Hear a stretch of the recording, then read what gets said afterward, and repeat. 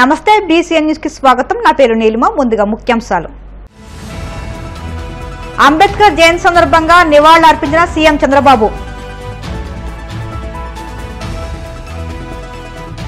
YCP నేత మాజీ మంత్రి కారుమూరి నాగేశ్వరరావుకు సీరియస్ వార్నింగ్ ఇచ్చిన కేంద్ర మంత్రి శ్రీనివాస వర్మ. గతంలో ఎన్నడూ లేని విధంగా సీఎం రిలీఫ్ ఫండ్ అందించడం సంతోషంగా ఉందన్న ఏపీ డిప్యూటీ స్పీకర్ రఘురామ. మంగళగిరికి పరిశ్రమలు తెచ్చి ఇక్కడ యువతకు ఉద్యోగ అవకాశాలు కల్పిస్తామని హామీ ఇచ్చిన మంత్రి లోకేష్. రాజ్యాంగ నిర్మాత భారతరత్న అంబేద్కర్ జయంతి సందర్భంగా సీఎం చంద్రబాబు నివాళులర్పించారు. జిల్లాలోని పొన్నేకల్లు మండల పరిషత్ ప్రాథమిక పాఠశాలలో బహిరంగ సభలో సీఎం చంద్రబాబు పాల్గొన్నారు. గ్రామంలో అభివృద్ధి పనులకు ముఖ్యమంత్రి చంద్రబాబు శంకుస్థాపన చేశారు. అంబేద్కర్ చిత్రపటాల ప్రదర్శనను చంద్రబాబు తిలకించారు. ఈ సందర్భంగా స్వయం సహాయక సంఘాల మహిళలతో చంద్రబాబు మాట్లాడారు. P4 కార్యక్రమాల లబ్ధిదారులతో ఆయన సమావేశం అయ్యారు. మార్గదర్శులు బంగారు కుటుంబం లబ్ధిదారులతో ముఖాముఖి నిర్వహించారు. ముఖ్యమంత్రి చంద్రబాబు వెంట మంత్రి డోలా బాలవీరాంజనేయ స్వామి ఉన్నారు. ఈ కార్యక్రమంలో ఎమ్మెల్యేలు తెనాలి శ్రవణ్ కుమార్, గళ్లా మాధవి, నసీర్ అహ్మద్, బోర్ల రామాంజనేయులు పాల్గొన్నారు. వైసీపీ నేత మాజీ మంత్రి కారుమూరి నాగేశ్వరరావుకి కేంద్ర మంత్రి భూపతిరాజు శ్రీనివాస వర్మ స్ట్రాంగ్ వార్నింగ్ ఇచ్చారు. కూటమి నేతలను నరుకుతామంటూ కారుమూరి ఇటీవల వివాదాస్పద వ్యాఖ్యలు చేసిన సంగతి తెలిసిందే. గుంటూరు యువతల వాళ్లను ఇంట్లో నుంచి లాక్కొచ్చి కొడతామని, అవతలి వాళ్లను నరికి పారేస్తామంటూ కారుమూరి నాగేశ్వరరావు చేసిన వ్యాఖ్యలు సంచలనం రేపాయి.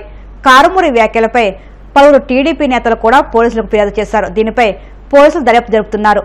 ఈ క్రమంలోనే కారుమూరి నాగేశ్వరరావు చేసిన వ్యాఖ్యలకు కేంద్ర మంత్రి భూపతిరాజు శ్రీనివాస వర్మ కౌంటర్ ఇచ్చారు. పాలకొలలో కూటమి నేతలు నిర్వహించిన సమావేశానికి కేంద్ర మంత్రి హాజరయ్యారు. ఈ సందర్భంగా మాజీ మంత్రి కారుమూరికి వార్నింగ్ ఇచ్చారు. కూటమి నేత జోలికొస్తే ఎలా బుద్ధి చెప్పాలో తమకు తెలుసంటూ భూపతిరాజు శ్రీనివాస వర్మ హెచ్చరించారు. వైసీపీ మందను ప్రజలు ఇంటికి పంపినా వారి బుద్ధి మారలేదన్నారు. కారుమూరి నోరు మూసుకుని ఇంట్లో కూర్చోవాలని, కాళ్లు చేతులు నరికేస్తామంటే కత్తిపట్టే అవకాశం లేకుండా ఎలా బుద్ధి చెప్పాలో తమకు బాగా తెలుసంటూ శ్రీనివాస వర్మ తీవ్ర వ్యాఖ్యలు చేశారు. కార్యకర్తలు చప్పట్లు కొడతారని, ఎలా అంటే అలా మాట్లాడితే నాలుక కోస్తామంటూ శ్రీనివాస వర్మ హెచ్చరించారు.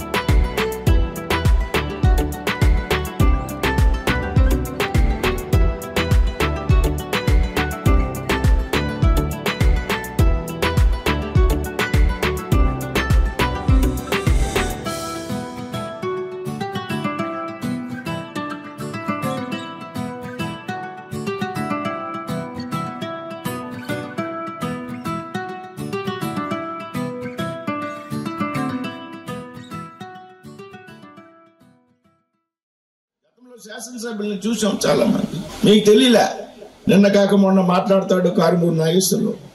గతంలో రైతులను ఎర్రి పప్పలు అన్నటువంటి మంత్రి కారుమూరి నాగేశ్వరరావు రైతులను ఎర్రి పప్పలు అని మాట్లాడాడు పబ్లిక్ వాళ్ళ మీటింగ్ లో. ఇవాళ చెప్తున్నాడు మేము అధికారంలోకి వస్తాం, కూటమి పార్టీకి చెందినటువంటి నాయకుల్ని నరుకుతాం, పరిగెట్టిస్తాం, ఇళ్లలోంచి లాగి తన్నుతామనేటువంటి మాటలు మాట్లాడాడు కారుమూరి నాగేశ్వరరావు. నిన్న కాకమున్న ఇళ్లలోంచి బయటకు లాగి తన్నుతాడంట, నరుకుతాడంట. అదేదో గుంటూరు అవతల నుంచి ఒకలా చేస్తాడంట, గుంటూరు యువతలో ఒకలా చేస్తాడంట. ఈ ఎర్రిపప్ప టీడీఆర్ నిధుల పేరుతో పెద్ద ఎత్తున తణుకు మున్సిపాలిటీలో 100 కోట్లు దుర్వినియోగం చేసినటువంటి వ్యక్తి. అవినీతికి మారిపోయారు ఈ ఎర్రిపప్ప. మనం సమన్వయంతో పోవాలి అనుకుంటే మనల్ని రెచ్చగొడుతూ ఏదో 100 మంది కార్యకర్తలు ఉన్నారు కదా మీటింగ్ లో, ఏదో మాట్లాడితే చప్పట్లు కొడతారంటే నాలుగు కోసేస్తామనేటువంటి సంగతి ఇవాళ ఐరిపాపకు చెప్తున్నారు. మనకి కలుపుకు వెళ్ళిపోయినటువంటి మనకి సంస్కారం ఉంది. వైసీపీ నాయకులకి సంస్కారం అనే దానికి అర్థం లేదు. ఈ కారుమూరికి కానీ ఉన్నటువంటి కొడాలి నానికి కానీ ఆడెవడో పేరుని నానికి కానీ ఆడెవడో నెల్లూరులో అనిల్ కుమార్ యాదవ్ అని ఉంటాడు, వాడు ఇక్కడ అంబటి రాంబాబు గారు సేమ్ బోతుల్లో ఉంటారు. ఒక్కొక్కడు మనుషులు రక్తం తాగేశారా అనిపిస్తుంది వీళ్ళని చూస్తే. ఇంకోటి ఆడ ఉన్నాడు, ఆడు చదువుకున్న డాక్టర్ సీదిరి అప్పటిరాజు, ఆడంతే ఆడు పశువుల డాక్టర్, మీరు చదువుకున్నాడు. ఆడు ఈ పశువుల మందను అందరినీ కలిపి ఇంటికి తోలేస్తే ఇవాళ వీడు మళ్ళీ వచ్చి నరికేస్తాం చంపేస్తాం అంటున్నాడు. పిచ్చనా కొడుకు, ఈ పిచ్చనా కొడుకు చెప్తున్నా, నోరు మూసుకుని నీ పని నువ్వు చూసుకో. టీడీఆర్ కుంభకోణం నువ్వు అతి కొద్ది రోజుల్లో నువ్వు జైలుకి వెళ్ళిపోవడం ఖాయం. టీడీఆర్ కుంభకోణంలో నువ్వు జైలుకి వెళ్ళి చెప్పకూడదు తినడం ఖాయం చాలా తక్కువ సమయంలో. కాబట్టి పరిధి మించి మాట్లాడద్దు దయచేసి. రాజకీయాల్లో భాష చక్కగా ఉండాలి, సరైనటువంటి భాష మాట్లాడాలి రాజకీయాల్లో.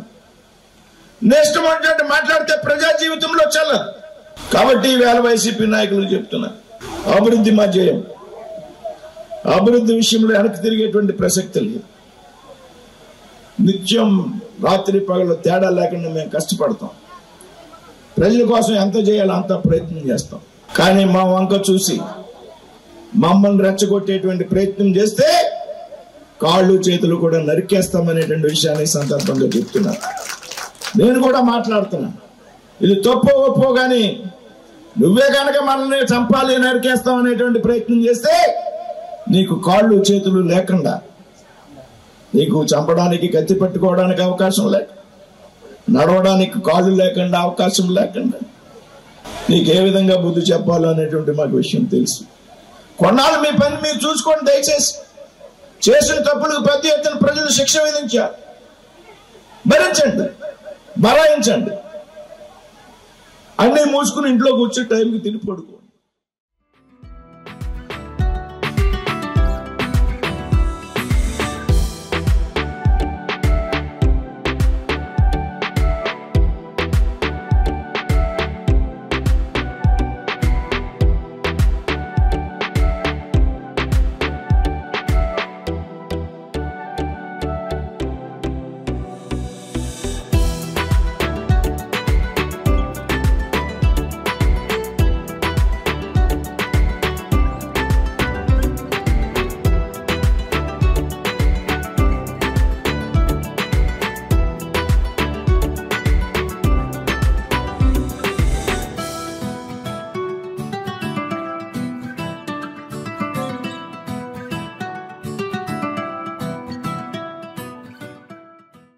రాబోయే రోజుల్లో వరల్డ్ హెల్త్ సెంటర్లో అమరావతి ఒకటిగా ఉండాలన్న లక్ష్యంతో ముందుకు వెళుతున్నామని ముఖ్యమంత్రి చంద్రబాబు చెప్పడం ఎంతో సంతోషంగా ఉందన్నారు ఏపీ డిప్యూటీ స్పీకర్ రఘురామకృష్ణరాజు.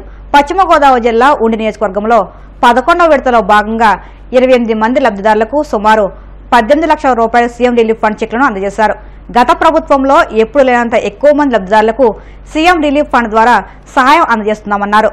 రాబోయే రోజుల్లో పేదల ఆరోగ్యానికి రాష్ట్ర ప్రభుత్వం పెద్దపీట వేయనుందని డిప్యూటీ స్పీకర్ రఘురామకృష్ణరాజు తెలియజేశారు.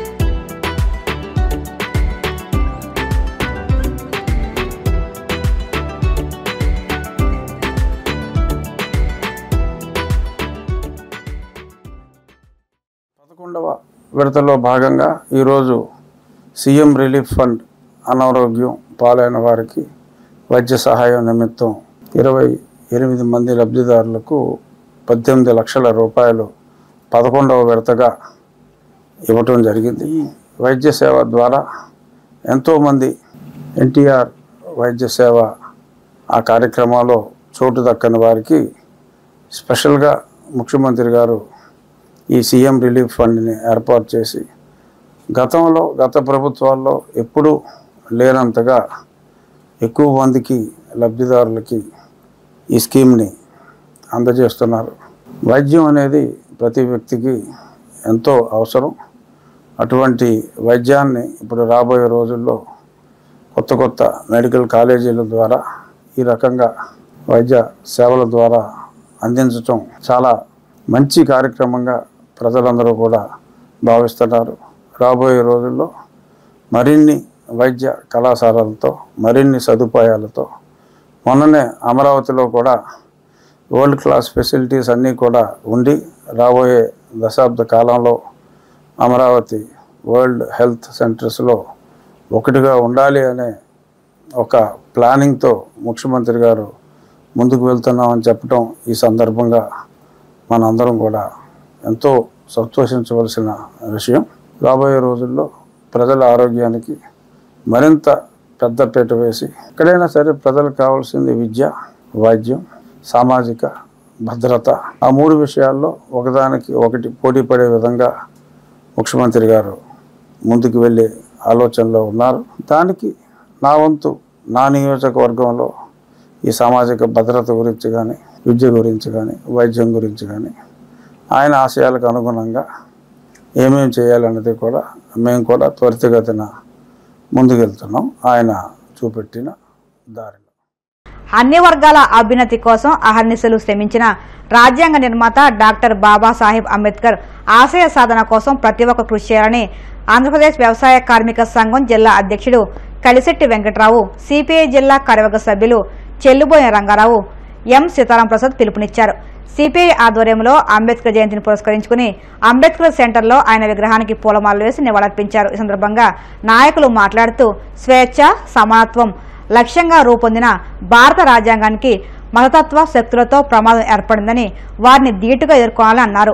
బీజేపీ పాలనలో లౌకికవాదం, మానవ హక్కులకు ప్రమాదం ఏర్పడిందని, రాజ్యాంగ లక్ష్యాలు నెరవేర్చడానికి ప్రతి ఒక్కరూ ముందుకు రావాలన్నారు. ఈ కార్యక్రమంలో సిపిఐ జిల్లా సమితి సభ్యులు మల్లుల శ్రీనివాసరావు, సనపా శ్రీనివాసరావు, తిరుమణి కామేశ్వరరావు, ఎం లక్ష్మీపతి, రైతు సంఘం జిల్లా కార్యదర్శి YV Anand, municipal workers union state organising secretary Kilari Malleswararao, నాయకులు పాలా త్రిమూర్తులు, నాగిడి శాంతమూర్తి, చంటి, పూర్ణచంద్రరావు, విష్ణు తదితరులు పాల్గొన్నారు. భారత రాజ్యాంగ నిర్మాత అట్టడుగునున్న పేద బలహీన వర్గాల ప్రజల కోసం ఎంతో త్యాగం చేసినటువంటి doctor BR Ambedkar. Doctor BR Ambedkar సమానత్వం, స్వతంత్రం, సౌభ్రతత్వం కోసం ఎంతో కృషి చేసినటువంటి వ్యక్తి. ఈ రోజున కుల మతాలు లేకోకుండా అందరం సమానంగా ఉండాలని రిజర్వేషన్లు కల్పించినటువంటి వ్యక్తి doctor BR Ambedkar. Doctor BR Ambedkar లౌకికవాదం వ్యతిరేకంగా లఘువాదం కోసం కృషి చేసినటువంటి డాక్టర్ బిఆర్ అంబేద్కర్ ఆశయ సాధన కోసం మనందరం కూడా కృషి చేయాలని నేను తెలియజేస్తున్నాను. ఇప్పుడు కాసేపు ప్రకటనలు.